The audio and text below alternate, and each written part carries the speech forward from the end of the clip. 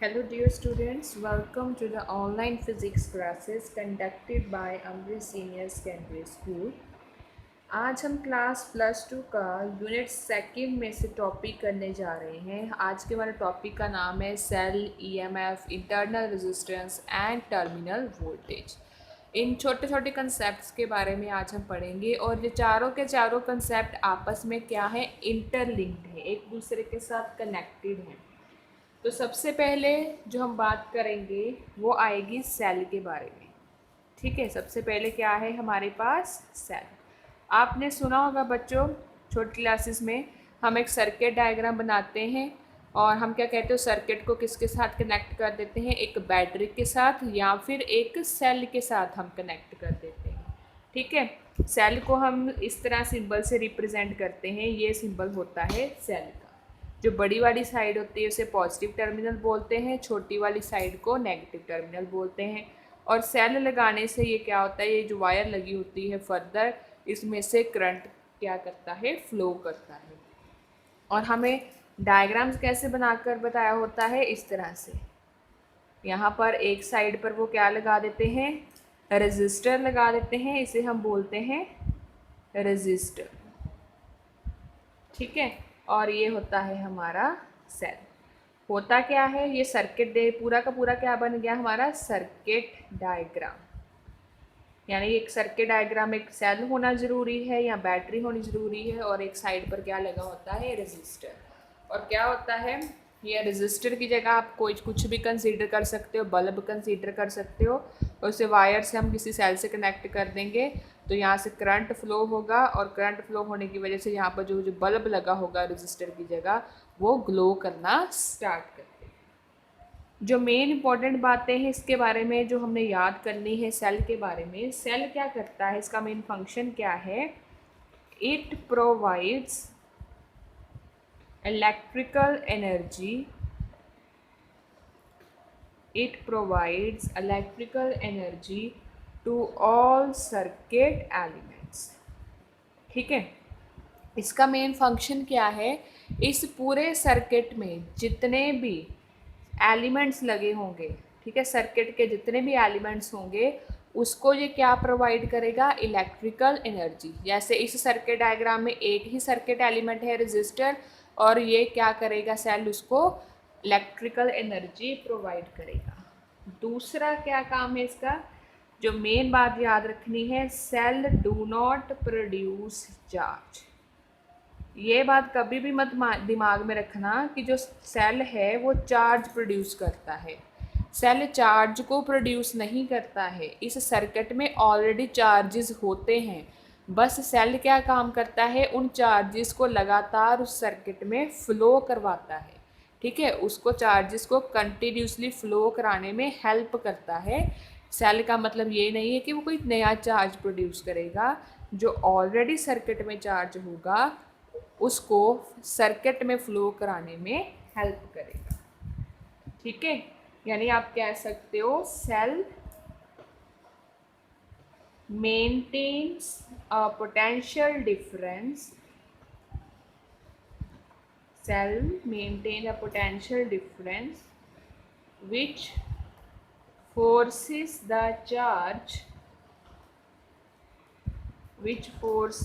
charge or electron to move in the circuit।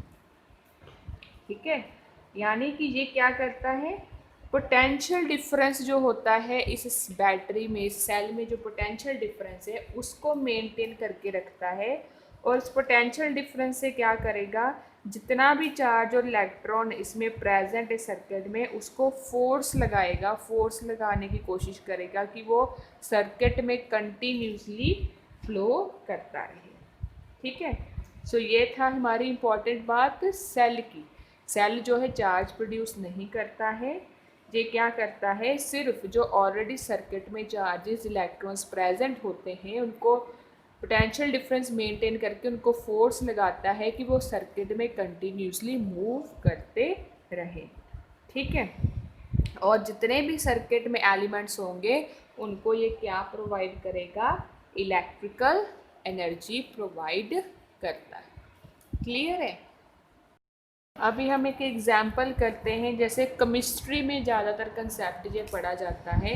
Cell की एक example लेते हैं, इलेक्ट्रोकेमिकल सेल्स हम पढ़ते हैं, डेनियल सेल्स, ठीक है, ड्राई सेल्स।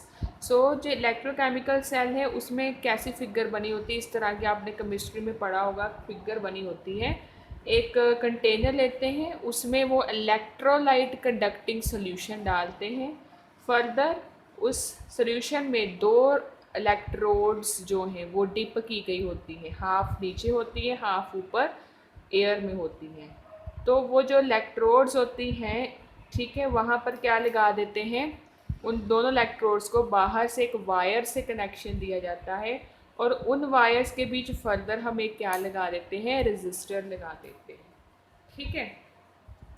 और जो प्रोसेस इसमें होती है वो प्रोसेस कौन सी हो रही होती है इस टाइम, इसमें प्रोसेस हो रही होती है सेल में एक्सोथर्मिक एक्सोथर्मिक रिडॉक्स रिएक्शन, ये प्रोसेस हो रही होती है। एक्सोथर्मिक का मतलब होता है एनर्जी को रिलीज करना, ठीक है। और रिडॉक्स का मतलब क्या होता है, जिसमें ऑक्सीडेशन भी होगी प्लस रिडक्शन भी होगी। जो केमिस्ट्री वाले स्टूडेंट्स हैं उनको डिटेल में पता होगा। ऑक्सीडेशन, रिडक्शन, जिसमें दोनों प्रोसेसेस होती हैं वो होती हैं रिडॉक्स रिएक्शंस। यानी इसमें क्या हो रहा है, एनर्जी को रिलीज करवाया जा रहा है, ठीक है। होता क्या है इस प्रोसेस से, एक इलेक्ट्रोड पर जब ये स्टार्ट हो जाती है प्रोसेस, तो एक इलेक्ट्रोड पर नेगेटिव चार्ज इकट्ठा होना शुरू हो जाता है, और वहीं दूसरी तरफ दूसरी इलेक्ट्रोड पर पॉजिटिव चार्ज इकट्ठा होना शुरू हो जाता है। और ये जो नेगेटिव वाली रोड इसको एनोड नाम बोलते हैं, और जो पॉजिटिव वाली है उसको हम कैथोड नाम भी देते हैं, ठीक है।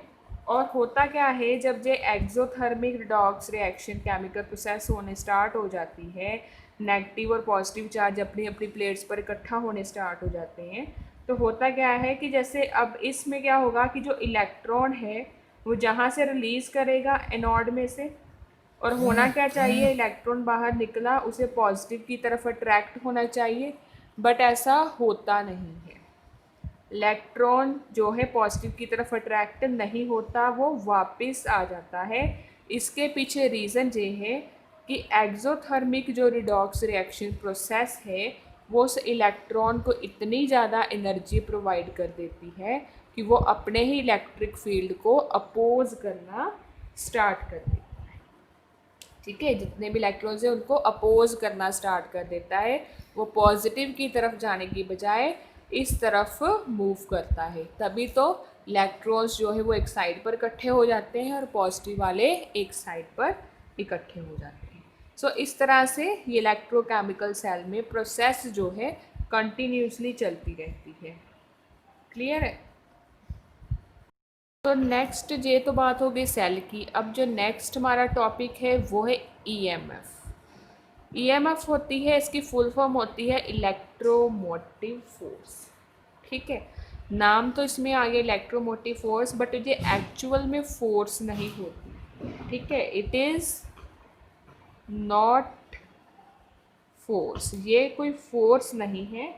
इसे हम क्या कहते हैं, इट इज़ द, ये एक तरह का पोटेंशियल डिफरेंस है। It is the potential difference between two electrodes और टर्मिनल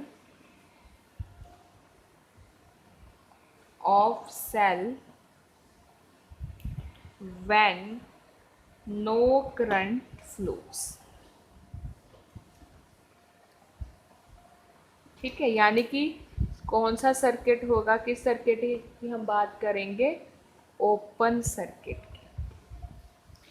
इलेक्ट्रोमोटिव फोर्स कहते हैं कोई फोर्स नहीं होती, ये जो दो इलेक्ट्रोड्स पीछे हमने बात की, उन दो इलेक्ट्रोड्स के बीच पोटेंशियल डिफरेंस होता है। और वो पोटेंशियल डिफरेंस तब हम काउंट करेंगे जब उस इलेक्ट्रोड में से कोई भी करंट फ्लो नहीं करेगा। यानी सर्किट क्या होगा हमारा, ओपन सर्किट होगा। ईएमएफ को हम ई से रिप्रेजेंट करते हैं, और क्या आ जाएगी डेफिनेशन, जैसे एक इलेक्ट्रोड पर पोटेंशियल डिफरेंस है, ठीक है, जैसे प्लस वाली यानी कि थर्ड रोड पर पोटेंशियल डिफरेंस होगा plus, so V plus minus of negative वाली यानी एनोड रोड पर पोटेंशियल डिफरेंस होगा negative of potential difference V minus. तो क्या आ जाएगा V plus, minus minus plus हो जाएंगे, V ऑफ नेगेटिव। ये आ जाएगा हमारा potential difference across two electrodes when no current flows between them, उसे हम बोलते हैं EMF। और इसके जो यूनिट्स होते हैं, यूनिट्स इसके वोल्ट ही आते हैं। ठीक है, जैसे एग्जाम्पल आपको देकर बताते हैं। आपको एक EMF इस तरह से दिया होगा कि इस सेल का EMF कितना है, 12 वोल्ट है। ठीक है, अब एक सर्किट डायग्राम ड्रॉ करते हैं।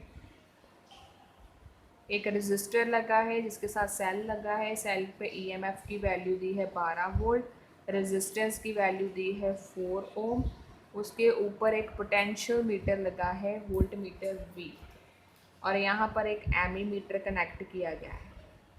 ठीक है, अब एक्सपेक्टेशन क्या होगी, हमारी एक्सपेक्टेशंस क्या होंगी अगर हम कैलकुलेशन करेंगे कि करंट जो है अगर हमने निकालना है, करंट का फार्मूला V/R यानी V इक्वल्स टू IR होता है ना, वहीं से हमने I का फार्मूला निकाल लिया V/R। तो पोटेंशियल कितना है यहाँ पर 12, रेजिस्टेंस कितना है 4, तो यानी कितना आ गया I इक्वल्स टू 3 एम्पियर। ठीक है, यानी कितना करंट कहते हैं वो ड्रॉ हो रहा है सर्किट में, 3 एम्पियर का करंट ड्रॉ हो रहा है। और अगर हम पोटेंशियल अक्रॉस उसके फाइंड करें कि 4 वोल्ट ओम में कितना पोटेंशियल जा रहा है, तो that is I into R formula. Current है अब निकाला 3, रेजिस्टेंस है 4, तो आ जाएगा 12। ये थी हमारी एक्सपेक्टेशन, हम इस तरह से कैलकुलेट करेंगे। बट रियलिटी क्या है, ऐसा कुछ नहीं होता। रियलिटी में हमें क्या ऑब्ज़र्व होगा कि जो करंट है वो आया है 2 एम्पियर, और जो वो पोटेंशियल है वो कितना मिला है 8 वोल्ट। यहाँ पर पोटेंशियल कितना निकाला 12 वोल्ट, बट कहते हैं रियलिटी में हमें 8 वोल्ट मिलेगा। करंट हमने 3 एम्पियर निकाला, लेकिन रियलिटी में 2 एम्पियर करंट मिलेगा। इसी को सॉल्व करने के लिए कि ये कैसे हुआ, कि एक्सपेक्टेशन तो ये थी, यही आंसर आना चाहिए था, यही सही रास्ता है, बट रियलिटी में हमें ये चीज़ें मिलती हैं। मीन जो हमें दुकानदारों ने बैटरी पर लिख कर बताया होता है सेल पर इतना इतना वोल्ट मिलेगा, एक्चुअल में घर जाकर हम जब उसे सर्किट में लगाते हैं तो हमें ये अमाउंट नहीं मिलती, हमें कम रिड्यूस होकर बस इतनी अमाउंट मिलती है। ठीक है, और इसी प्रॉब्लम को सॉल्व करने के लिए हमने नया कंसेप्ट जो है वो डिराइव किया। इसके बारे में हमें किसने बताया, इंटरनल रेजिस्टेंस। ठीक है, मीन्स वो बाकी का जो है कौन खा गया, पोटेंशियल और करंट, वो होता है इंटरनल रेजिस्टेंस। ठीक है, अब इसके बारे में हम डिटेल में पढ़ेंगे कि ये इंटरनल रेजिस्टेंस एक्चुअल में होता क्या है। सो इंटरनल रेजिस्टेंस क्या होता है, it is the observation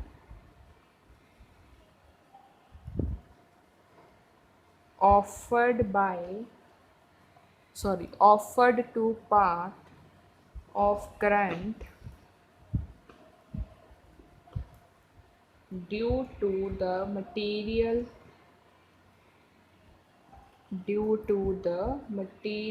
of electrolyte of cell, और इसे हम स्मॉल r से रिप्रेजेंट करते हैं।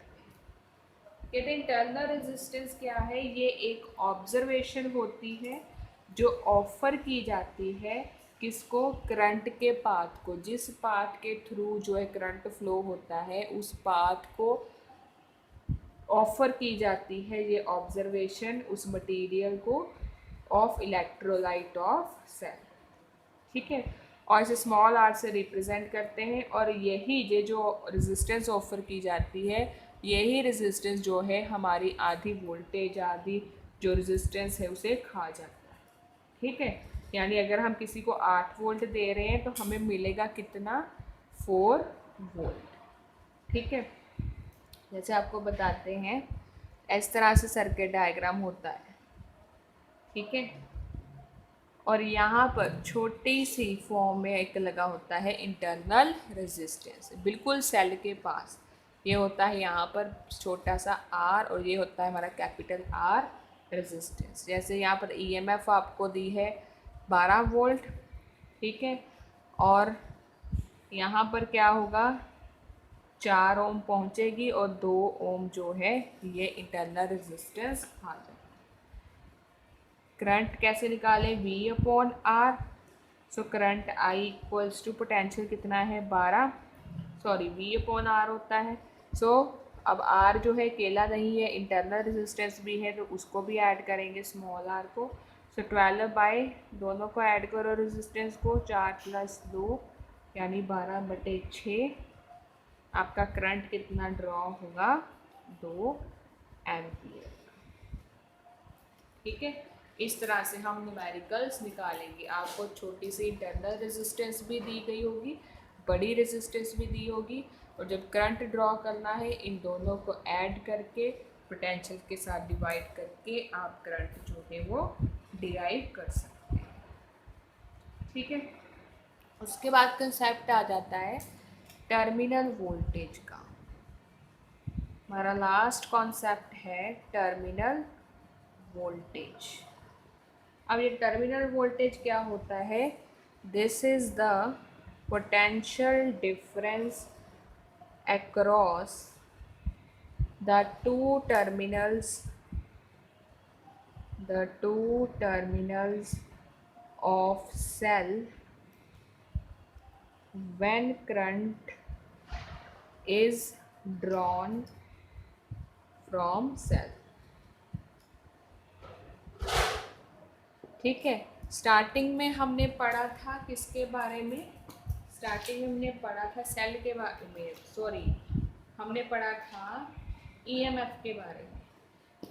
जो पोटेंशियल डिफरेंस होता था दो टर्मिनल्स, दो इलेक्ट्रोड्स के बीच जब करंट फ्लो नहीं करता, ये टर्मिनल वोल्टेज क्या है, ये भी पोटेंशियल डिफरेंस है, लेकिन इस टाइम दो टर्मिनल्स में करंट फ्लो करेगा, ठीक है। जैसे आपको सर्किट डायग्राम दिया है, यहाँ पर बड़ी रेजिस्टेंस दी है, यहाँ पर है आपको सेल दिया, छोटी सी इंटरनल रेजिस्टेंस भी दी है स्मॉल r, ईएमएफ की वैल्यू दी होगी आपको 12 वोल्ट, बड़े रेजिस्टेंस R की वैल्यू है यहाँ पर 4 ओम, स्मॉल की है 2 ओम, ठीक है। तो सपोज करो इसमें से जो करंट ड्रॉ हो रहा है वो हो रहा है हमारा 2 एम्पियर का, ठीक है। तो 8 वोल्ट जो है बड़े रेजिस्टेंस को मिल रही है और छोटे रेजिस्टेंस को मिल रही है 4 वोल्ट, यानी कि टोटल 12 वोल्ट मिला होगा, जिसमें से 4 ये छोटे वाला खा गया, और जो बड़ा रेजिस्टेंस है उसको कितना ही पहुंची है 8 वोल्ट पहुंची है, ठीक है। सो कैसे आएगा, जो बड़ा रेजिस्टेंस है 8 volt equals to total net जितना रेजिस्टेंस है 12 दिया है ना, ईएमएफ ने 12 दिया, 12 में से 4 इसको मिला और बाकी का 8 ऊपर वाले को, तो 12 माइनस 4, ठीक है। और जो 8 वोल्टेज क्या थी, जो 8 वोल्टेज मिली अभी जो हमने, जे होती है हमारी टर्मिनल वोल्टेज, ठीक है, होती है हमारी टर्मिनल वोल्टेज। जो रेजिस्टेंस बड़े वाले रेजिस्टेंस को मिलती है वो होती है हमारी terminal voltage, equals to 12 volt क्या थी हमारी ईएमएफ की वैल्यू, माइनस ऑफ 4 वोल्ट जो है किसे मिला है, 4 वोल्ट मिला है छोटे वाले रेजिस्टेंस को। तो छोटे वाले रेजिस्टेंस के साथ बैटरी सेल साथ ही कनेक्टेड है, जो कितना करंट फ्लो करवा रहा है 2 एम्पियर का, तो हम 4 वोल्ट को लिख सकते हैं 2 एम्पियर मल्टीप्लाई बाय 2 ओम, ठीक है।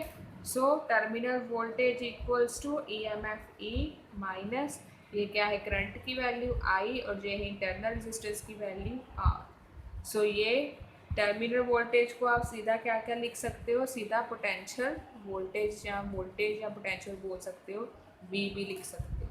तो ये हमारा रिलेशन डिराइव हो जाएगा टर्मिनल वोल्टेज का, वेयर वी क्या है हमारा टर्मिनल वोल्टेज, ई है हमारा ईएमएफ, आई है हमारा करंट, और स्मॉल आर है हमारा इंटरनल रेजिस्टेंस।